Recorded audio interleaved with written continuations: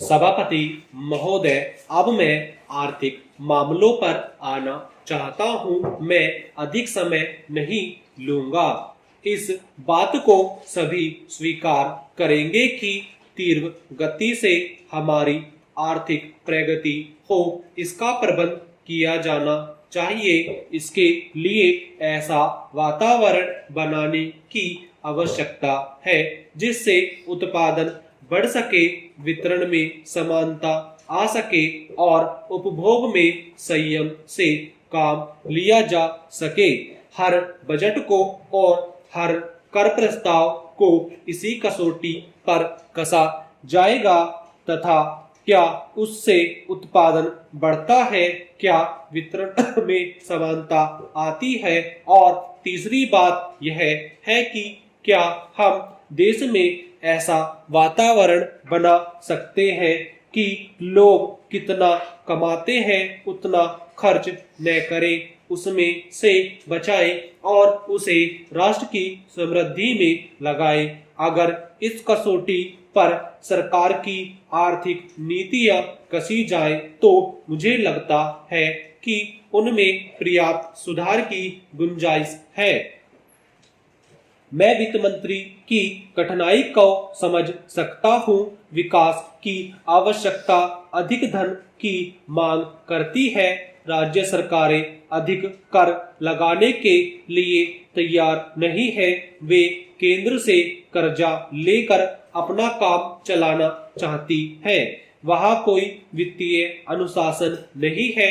यह सारा बोझा केंद्र को उठाना पड़ेगा और केंद्रीय सरकार कठिनाई में पड़ेगी। इसलिए मैं समझता और सुझाव को दोहराना चाहता हूं कि राज्यों को इस संबंध में निर्देश दिया जाना चाहिए।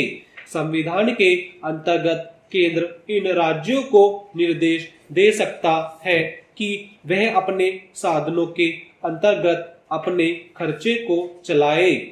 केंद्र के कर्ज पर निर्भर नहीं रहना चाहिए। विशेष परिस्थितियों में कर्जा दिया जा सकता है, लेकिन कर्जा लेकर अपना काम चलाना यह उनका स्वभाव नहीं बनना चाहिए। अपवाद रूप में कर्जा लेकर वह किसी विशेष परिस्थिति का सामना करने के लिए प्रस्तुत हो तो उसका विरोध नहीं किया जा सकता। दूसरी बात यह है कि देश में सादगी और संपत्ति को उड़ाने के बजाय उसे उत्पादक कार्यों में लगाने का वातावरण बनना चाहिए। मैं नहीं जानता वित्त मंत्री महोदय इससे कहां तक सहमत होंगे, लेकिन आज देश में समाजवाद की चर्चा बहुत होती है। लोगों का समाजवाद की ओर देखने का दृष्टिकोण विकृत हो गया है। लोग हमें क्या मिलता है इस ओर ज्यादा ध्यान देते हैं। हम कितना खर्च करते हैं इस ओर ध्यान नहीं देते हैं। समाजवाद बिना संपत्ति की अभिवृद्धि किए और बिना उसके समान वितरण के नहीं आ सकता। हमारा देश कृषि प्रधान देश है। सभापति महोदय, खेती के बाद उद्योग का हमारे देश के आर्थिक जीवन में बड़ा प्रमुख और महत्वपूर्ण स्थान है। स्वतंत्रता के बाद देश में बड़े बड़े और मौलिक उद्योग धंधे खड़े किए गए हैं जिनकी बहुत आवश्यकता थी। उस दिशा में अच्छा प्रयास किया गया है और उसमें बड़ी सफलता भी मिली है।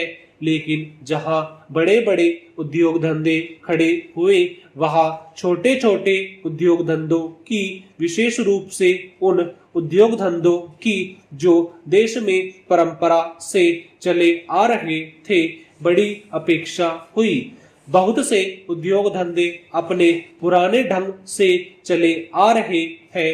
उनमें क्या नया परिवर्तन नहीं लाया जा सकता है? उनका कोई विकास नहीं हो सकता है। देश की स्थिति को देखते हुए विशेष रूप से ग्रामीण क्षेत्रों में कौन से नए उद्योग धंधे खड़े किए जा सकते हैं, इसको ग्रामीण क्षेत्रों में कौन से नए उद्योग धंधे खड़े किए जा सकते हैं, इस बारे में कोई अनुसंधान नहीं किया गया है। खादी और ग्रामोद्योग स्थापित किया गया और उसने खादी और कुछ ग्रामीण उद्योग धंधों को लिया, लेकिन उसकी भी कुछ सीमाएं हैं।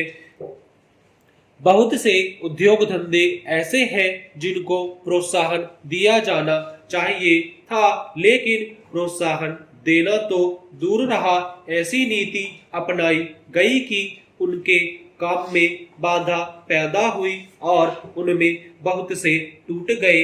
इसका परिणाम यह हुआ है कि एक तरफ तो हमने दिखाने के लिए बड़े बड़े कल कारखाने खड़े किए हैं, लेकिन दूसरी तरफ बेकारों की संख्या बढ़ती गई है। आज यह समस्या एक भीषण रूप में हमारे सामने आई है। यदि हम छोटे छोटे उद्योग धंधों को, विशेष रूप से कृषि से संबंधित उद्योग धंधों को बड़े बड़े शहरों में नहीं, दूर दूर ग्रामीण क्षेत्रों में नहीं फैलाते हैं, तो इसके दो दुष्परिणाम होंगे। एक तो उद्योगों का केंद्रीयकरण होगा, दूसरे शहरों की जनसंख्या बढ़ेगी, जिससे अनेक जटिल समस्याएं पैदा होंगी। इससे हर एक आदमी को काम नहीं मिलेगा और हमारे जो पुराने उद्योग धंधे जीवन से संबंधित सामग्रियां तैयार करते हैं, उन पर बुरा प्रभाव पड़ेगा। लेकिन सरकार की ऐसी नीति रही है कि उनमें से बहुत से उद्योग धंधे समाप्त होते जा रहे हैं, जिसका परिणाम यह है कि इस उद्योग में लगे हुए आदमी बेकार हो रहे हैं। मैं चाहूंगा कि सरकार ऐसे उद्योग धंधों को ले अधिक प्रोत्साहन देने का प्रयत्न करे। इस प्रयत्न के लिए हम इस मौके पर सरकार का समर्थन देशभक्ति की भावनाओं से करते हैं।